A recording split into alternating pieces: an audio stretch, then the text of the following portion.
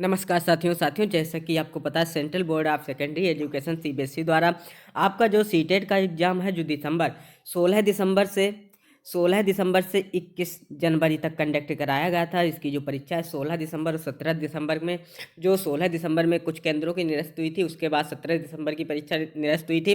तो उसकी जो परीक्षा है 17 जनवरी और 21 जनवरी को कराई गई थी। 21 जनवरी के बाद आपका जो इसका जो आंसर की है वह नहीं अभी जारी हुई, लेकिन इसका जो क्वेश्चन पेपर है वह आपका जारी हो गया था, जिसको आप अपने रोल नंबर और डेट ऑफ बर्थ के अनुसार आप देख सकते थे। और वहीं पर साथियों आज हम आपको बता रहे हैं कि इसका जो रिजल्ट है उसके बारे में। जैसे कि आपको पता है इसकी जो परीक्षा है वह कब से शुरू हुई थी, 16 दिसंबर से शुरू हुई थी और 21 जनवरी तक चली थी।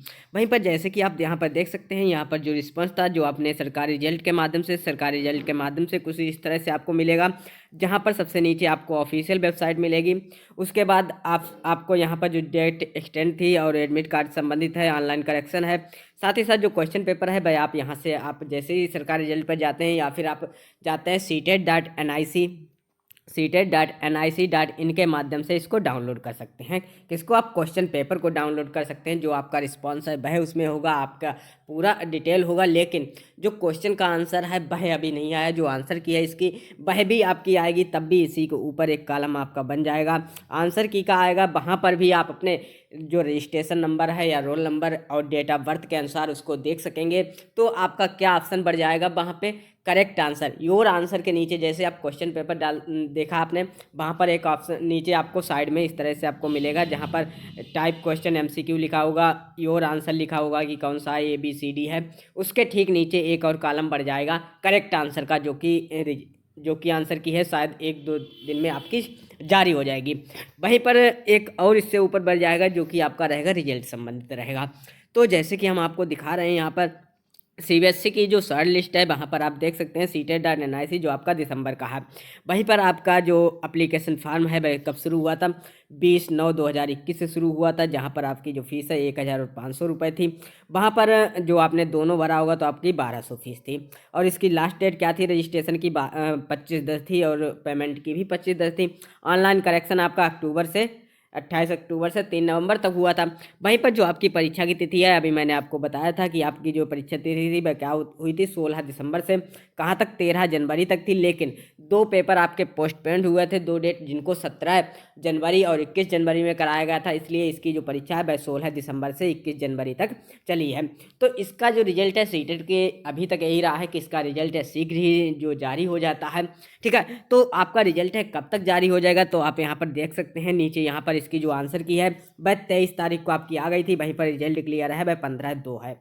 कब है? 15 फरवरी को आपका जो रिजल्ट है वह आपका डिक्लेयर हो जाएगा। आप यहाँ पर देख सकते हैं रिजल्ट की जो डेट है वह आपको दे दी गई है। वह रिजल्ट आपका है वह 15 फरवरी को आप देख सकते हैं। किसके माध्यम से? CTET.NIC.in के माध्यम से, या फिर आप सरकारी रिजल्ट के माध्यम से आप देख सकते हैं। ठीक है, जहाँ पर आपको जो अपना रोल नंबर है उसको फिल करना होगा, डेट ऑफ बर्थ फिल करना होगा, कैप्चा कोड फिल करना होगा। जब आपका ऑप्शन है जैसे ही ओपन होता है वैसे ही, जैसे कि आपको ऊपर शॉर्ट लिस्ट आपने देखी थी, तो आपका जो यहाँ पर कहाँ पर जैसे ही आप यहाँ पर क्वेश्चन पेपर का है शेड्यूल है ना, जो क्वेश्चन पेपर का है, इसके ठीक ऊपर एक कॉलम आपका आंसर की का आ जाएगा। इससे ठीक ऊपर आएगा जब आपका रिजल्ट है डिक्लेयर होगा। तो आपका जो रिजल्ट है वह 15 फरवरी को डिक्लेयर होगा।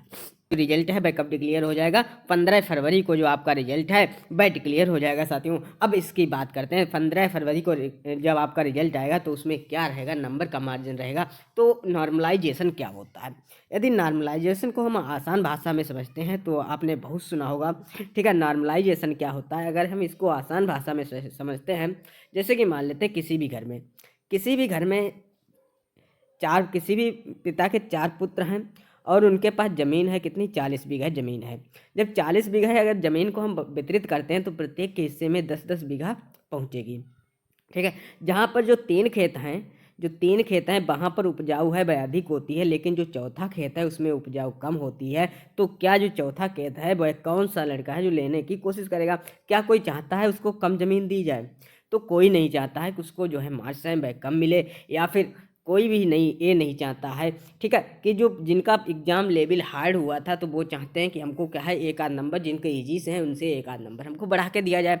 तो सीटेट सबसे पहले आपके जो सभी एग्ज़ाम है उनका एनालिसिस करेगा, किस पाली में जो एग्ज़ाम है वह आपका ईजी था और कौन सी पाली में परीक्षा जो थी वह कठिन थी। तो इनके एनालिसिस के आधार पर आपके जो अंक हैं वह कुछ अंक, ठीक है, जैसे जो इजी वाला है जिनका इजी एग्ज़ाम था उनके में या तो वही सेम रखेगा उस आधार पर रखेगा, या फिर जिनका हार्ड था उनको कुछ अंक बढ़ा के दिए जाएंगे, लेकिन इजी वाले को हो सकता है कुछ अंक क्या है माइनस कर दिए जाएं, ठीक है। ऐसा हो सकता है, एक दो अंकों में ऐसा प्रबंध हो सकता है, क्योंकि जिस सेशन में एग्ज़ाम जो सरल रहेगा उसके सेशन की बात कर रहे हैं। जैसे ही आपका जिसमें एग्ज़ाम कठिन होगा, हार्ड और इजी आपका देखा जाएगा, जब भी आपका नॉर्मलाइजेशन होगा तो कोई नहीं चाहता कि इजी वाला नहीं चाहता है कि हमारे दूसरे कैंडिडेट को वहाँ पे सरल पेपर दे दिया गया है और जो हमको है वह कठिन दे दिया गया है।